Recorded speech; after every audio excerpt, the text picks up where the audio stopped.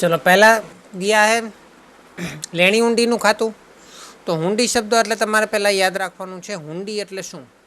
હુંડી એટલે તમારે એવું યાદ રાખવાનું કે હુંડી એટલે એક પ્રકારનો ચેક, બરાબર છે। તો હુંડી આમ બે પ્રકારની હોય, એક લેણી ઊંડી હોય અને એક દેવી ઊંડી હોય। એનું નામ છે એ પ્રમાણે એનો પ્રકાર છે। આપણે કોઈને પૈસા દેવાના હોય તો દેવી ઊંડી હોય, અને આપણે કોઈ પાસેથી પૈસા લેવાના હોય તો લેણી ઊંડી હોય, હે ને।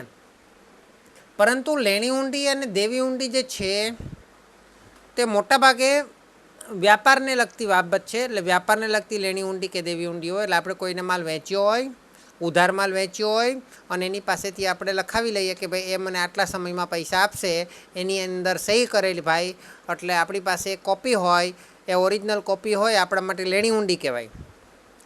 જ્યારે આપણે કોઈ પાસે ઉધાર માલ ખરીદીએ અને આપણે એને તાત્કાલિક પૈસા નહીં આપીએ તો આપણે એને સહી કરીને કાગળ આપી દઈએ કે અમે તમને આટલા દિવસમાં પૈસા આપશું, તો આપણે જેને ઓરિજિનલ કાગળ આપીએ તેના માટે લેણી ઊંડી કહેવાય, અને આપણી પાસે એની જે બીજી કોપી પડી હોય તે આપણા માટે દેવી ઊંડી કહેવાય કે એ પૈસા મારે એને આપવાના છે અને મારી પાસે સબૂત રહેશે કે મારે એને કેટલા આપવાના છે, હે ને। કેટલા પર તમે સહી કરેલી છે તમારી પાસે સબૂત હોય અને તમારી પાસે એ આ કાગળિયા હોય એટલે તમને યાદ પણ રહે કે ભાઈ યાદ ના રહે તો બી તમે જોઈ શકો કે મારે કોને કેટલા આપવાના છે, તો એને હુંડી કહેવાય। એની અંદર નિશ્ચિત સમય હોય, નિશ્ચિત સમયની અંદર તમારે એને પૈસા આપી દેવાના, અને લેણી ઊંડી કે દેવી ઊંડી છે તે એક દસ્તાવેજ છે લેખિત, બરાબર છે। ચાલો હવે લેણી ઊંડી કે દેણી ઊંડી શબ્દ આવે એટલે અત્યાર સુધી તો જો દેવાદાર હોય, દેવાદાર વ્યક્તિ જે હોય એ લેણી ઊંડી લખી આપે, લેણી ઊંડી પર સહી કરી આપે, હે ને। અને લેણદાર જે હોય એ દેવી ઊંડી લખીને મોકલે કે જેથી કરીને સામેવાળો સહી કરી આપે, હે ને। એટલે લેણદારમાંથી દેવી ઊંડી બને ને દેવાદારમાંથી લેણી ઊંડી બને। દેવાદાર અને લેણદાર તો આપણે વ્યક્તિ સ્વરૂપ કહેવાય કે ખરેખર વ્યક્તિ છે, જ્યારે લેણી ઊંડી કે દેવી ઊંડી તો કાગળિયા છે, દસ્તાવેજ છે, પેપર્સ છે, હે ને। તો એ પેપર્સ છે તો આપણે એને શું ગણીશું, લેણી ઊંડી હશે તો એને મિલકત ગણીશું, માલ મિલકત નિકાલ ખાતાનો નિયમ આવશે, અને દેવી ઊંડી હશે તો એને દેવું ગણીશું। હવે દેવું ગણીએ એટલે શું ગણવું, તો દેવું એટલે પણ એક પ્રકારની મિલકત કહી શકાય, પણ મિલકત માઇનસમાં ગણી શકાય। શું ગણી શકાય, માઇનસમાં મિલકત ગણી શકાય દેવું એટલે। મિલકત એટલે લેણું અને દેવું એટલે માઇનસમાં મિલકત ગણી શકાય। અચ્છા, જો તમે એને દેવાદારને લેણદાર તરીકે જ ગણતા હોય, વ્યક્તિ સ્વરૂપ જ સમજવું હોય તો તમે એને વ્યક્તિ ખાતું પણ સમજી શકો, પરંતુ અહીંયા વ્યક્તિ ખાતાનું સ્વરૂપ બદલાઈ જાય છે અને દસ્તાવેજ સ્વરૂપ આવી જાય છે, પેપર સ્વરૂપ, કાગળ સ્વરૂપ આવી જાય છે। ત્યાર પછી આપેલું છે ડેમરેજનું ખાતું। તો ડેમરેજ અમુક પ્રકારના માલ હોય। હવે માલ છે ને આપણે અલગ અલગ જગ્યાએથી મંગાવીએ।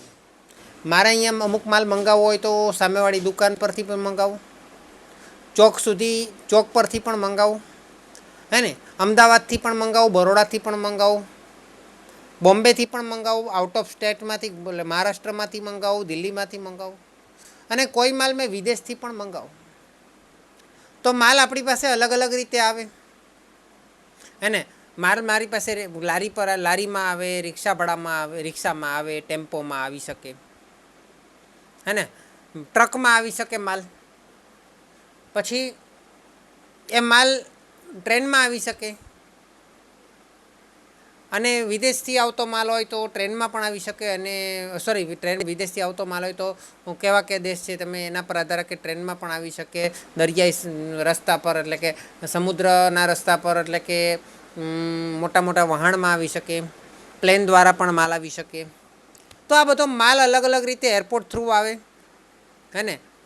પછી પોર્ટ એટલે કે આ દરિયા કિનારો એટલે કે શું કહીએ આપણે, બંદરમાંથી આવે માલ। તો અલગ અલગ જગ્યાએથી માલ આપણી પાસે આવે, હે ને। તો માલ આપણી પાસે આવે તો અલગ અલગ વસ્તુના ભાડા અલગ અલગ હોય। એ ઉપરાંત માલ માનો કે ટ્રેન પરથી માલ તો આવ્યો પણ આપણો ટેમ્પો હજુ સુધી ત્યાં પહોંચ્યો નથી રેલવે સ્ટેશન સુધી, તો એ ટ્રેનમાંથી માલ આવ્યો હોય, માલ રાખશું ક્યાં, તો અમુક વ્યવસ્થા રાખવી પડે। એ પણ જગ્યા આપણે જેટલો સમય એ માલ ત્યાં પડ્યો રહીએ આપણે ત્યાંથી માલ ઉચકી નહીં લઈએ ત્યાં સુધી એ જગ્યાનું ભાડું આપણે ચૂકવવું પડે। એ જ રીતે વહાણ થ્રુ માલ આવેલો હોય તો ત્યાં પણ આપણો માલ પડ્યો રહે. આપણે જ્યાં સુધી ટ્રક નહીં મોકલે ત્યાં સુધી ત્યાં માલ પડ્યો હોય તો એ જગ્યાનું ભાડું આપણે આપવું પડે હે ને. તો એ બધી એને ગોદી ચાર્જ ને એવું બધું કહે છે. તો એ જ રીતે બધા માલના ખરીદવાના ખર્ચા કહેવાય આ બધા.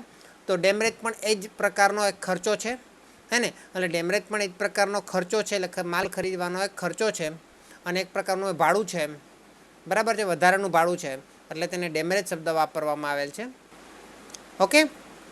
ત્યાર પછી દેવી ઊંડી જે મેં તમને સમજાવી દીધું છે. ડીઝલનું ખાતું વ્યક્તિ નામ જ દેખાય છે. આખર સ્ટોકનું ખાતું, સ્ટોક શબ્દ લખેલો છે, માલ મિલકત ખાતું જ આવે. હિમાનીનું ખાતું, હિમાની વ્યક્તિ છે એટલે વ્યક્તિ ખાતું આવે. પેટન્ટ, ટ્રેડમાર્ક, કોપીરાઇટ અને પાઘડી, આમાં પેટન્ટ, ટ્રેડમાર્ક ને કોપીરાઇટ મેં તમને સમજાવી દીધેલું છે. બેંક ઓફ બરોડા એક વ્યક્તિ છે. બેંક ઓવરડ્રાફ્ટનું ખાતું, બેંક ઓવરડ્રાફ્ટ શું છે? તો બેંક ઓવરડ્રાફ્ટ બેંક ખાતા જેવું જ છે પણ એક પ્રકારનું દેવું છે આપણું, અને દેવું છે એટલે આપણે મિલકત ગણાય પણ મિલકત માઇનસમાં ગણાય. આપણે કોઈને ચૂકવવાના છે, આપણે કોઈ પાસેથી લેવાના નથી. R&L પંડ્યા હાઈસ્કૂલનું ખાતું વ્યક્તિ ખાતું છે. પેટા રોકડનું ખાતું રોકડ ખાતું છે એટલે કે માલ મિલકત ખાતું છે. ગુજરાત યુનિવર્સિટી વ્યક્તિ છે, કૃત્રિમ વ્યક્તિ છે. ઉપાડ પર વ્યાજનું ખાતું, વ્યાજ એક પ્રકારનો વ્યાજ શબ્દ આવે એટલે સમજી જ લેવાનું કે કાં તો વ્યાજ આપણી ઉપજ છે અને કાં તો વ્યાજ આપણી ખર્ચ છે. આપણે ધંધામાંથી પૈસા ઉપાડી લીધા તો આપણે વ્યાજ ચૂકવવું પડે, અને આપણે ધંધાને પૈસા આપીએ તો આપણને વ્યાજ મળે. આ ઉપાડ પર વ્યાજ ખાતું છે એટલે આપણે ચૂકવવું પડે, એટલે આપણો ખર્ચ છે. તાતા કંપનીનું ખાતું વ્યક્તિ ખાતું છે.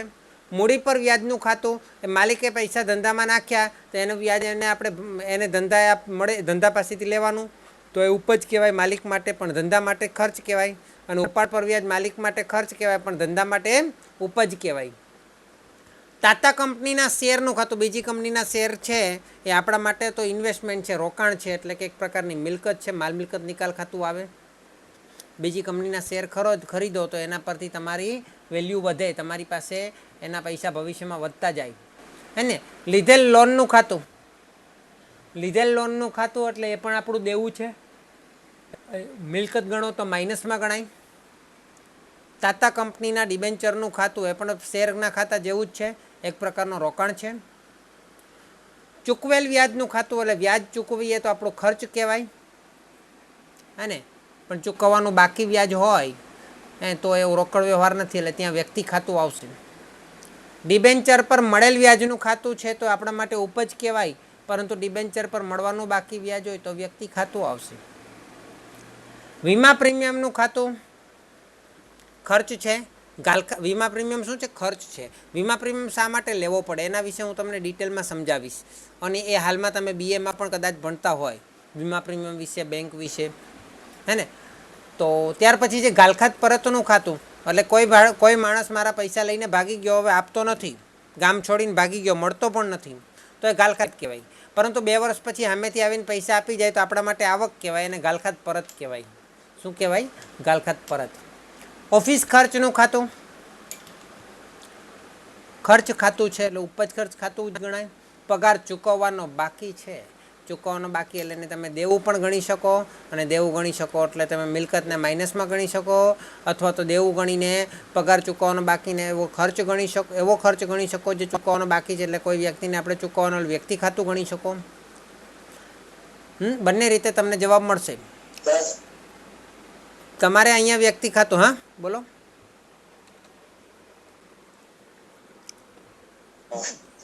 ભાડું ચૂકવવાનું બાકી, આપણે કોઈને ચૂકવવાનું બાકી તો કોઈ વ્યક્તિને ચૂકવવાનું, એટલા માટે આપણું વ્યક્તિ ખાતા તરીકે પણ તમે ગણી શકાય ને. જો તમે એને દેવું તરીકે ગણી શકતા હોય, તમને જો એ રીતે ફાવતું હોય તો મિલકત ખાતાનો વિરોધી ગણી શકાય. એટલે એના કરતાં વ્યક્તિ ખાતું તમારા માટે સરળ રહેશે. તો પગાર ચૂકવવાનો બાકી, ભાડું ચૂકવવાનું બાકી બંને વ્યક્તિ ખાતામાં ગણી લો. મજૂરી ચૂકવવાની બાકી વ્યક્તિ ખાતામાં ગણી લો. યુનાઇટેડ ઇન્સ્યોરન્સ કંપની છે તો એ વ્યક્તિનું નામ છે, કૃત્રિમ વ્યક્તિ છે. રેલવે નૂર એટલે એક પ્રકારનો આપણો ખર્ચ છે, ભાડું છે, રેલવેનું ભાડું. રેલવેનું નૂર એટલે તમે એનો અલગથી ખર્ચો લાગે એક પ્રકારનો, એ પ્રકારનો ખર્ચો છે.